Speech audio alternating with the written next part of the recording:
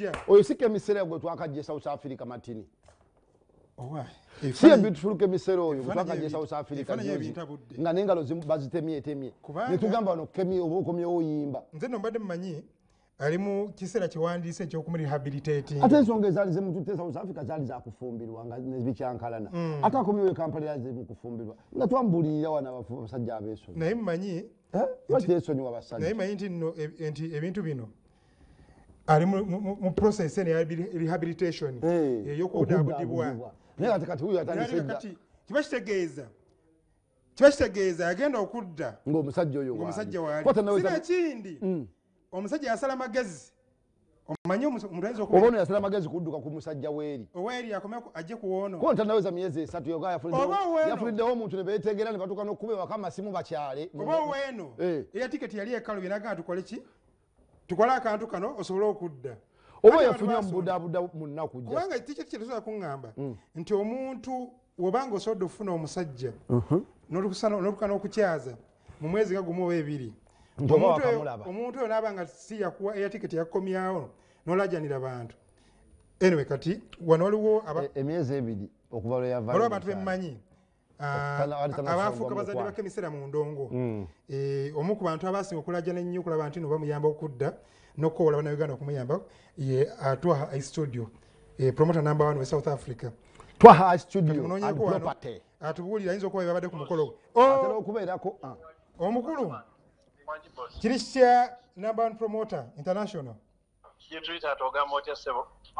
otubuzeeko nnyo oli South Africa oli mu Uganda ndi Uganda ndi wano nsibuluka wano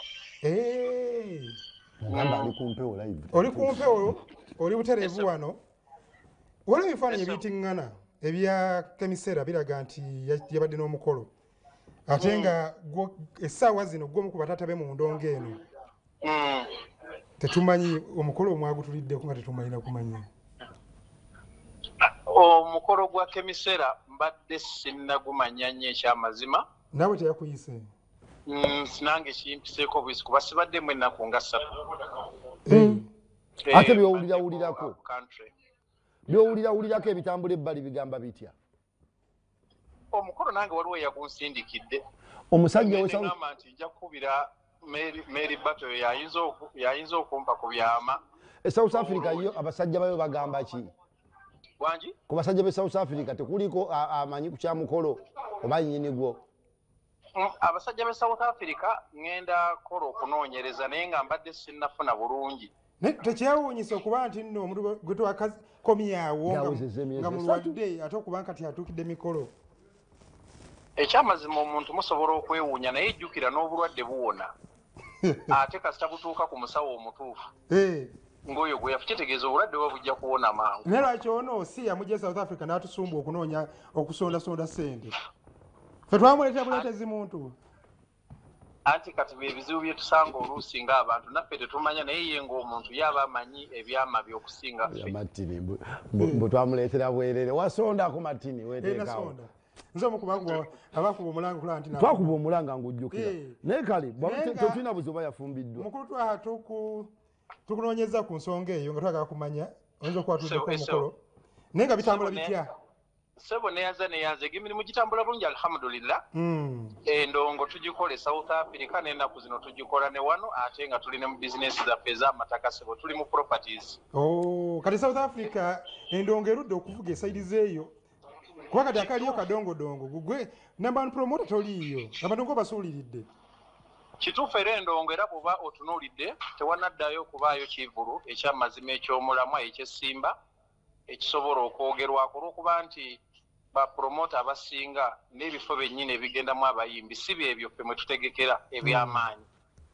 naye nno n'abakyakaze ennaku zino South Africa bakyeveddemu era tulinda ka sizoni kaddemuko katono tulabe nti tusobola okubateekerayo eno kuba nabyo twagala ebitale busazi sente za sizoni eyo ate mbadde manyi nti mwe temuggwesa abantu baavumuko gavumenti erina ebintu byamyomyolamuko kale nereeta obwavu ate mu bantu betukyakaza naddala abantu baffe abakyakaze ate n'abamu bagenze bakula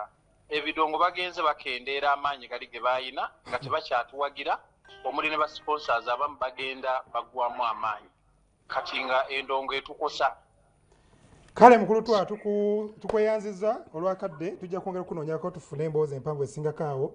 naye nga mumuwulidde bulungi nnyo amiina ssebo omukulu twaha wa studios south africa akwatira ne mu uganda tuba twagala kuverifyinga ku nsonga za kimisera zetulabye egy'emikolo nga bagamba konguzi naye nga tujja gabagiwulidde buli omu agamba mary butter enkya obukeera tujja batugaba wadde tukayana nnyo naye wanaaba akyaziza nze kinneewuunyisa amangu ago oyo mukulu